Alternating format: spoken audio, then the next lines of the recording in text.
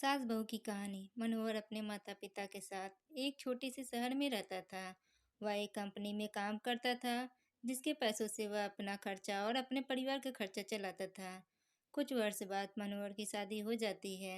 उसकी पत्नी का नाम रिया था। रिया एक बहुत ही लालची किस्म की औरत थी। रिया को जब भी पैसे मिलते थे तो वह तरह तरह के कपड़े और गहने खरीद लेती थी। वह जब भी किसी समारोह में जाती थी तो हमेशा नए नए कपड़े और गहने पहनकर जाना चाहती थी। जब उसके पास नए कपड़े और नए गहने नहीं रहते थे, तब वह अपने पति मनोहर से जिद करके खरीदवा लेती थी। उसकी लालच से उसका पति भी तंग आ गया था। मनोहर रिया को हमेशा समझाया करता था कि हमारी कमाई इतनी नहीं है कि मैं तुमको हर समारोह में जाने के लिए अलग अलग तरह के कपड़े और गहने खरीद कर लाया करूं। मगर रिया उनकी बातों को मानने के लिए तैयार ही नहीं होती थी। एक दिन जब रिया किसी समारोह में गई थी, तब उसकी एक सहेली मनीषा उसके घर पर आई।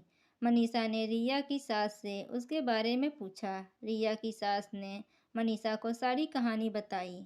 मनीषा ने अब रिया को सबक सिखाने के लिए एक योजना बनाई।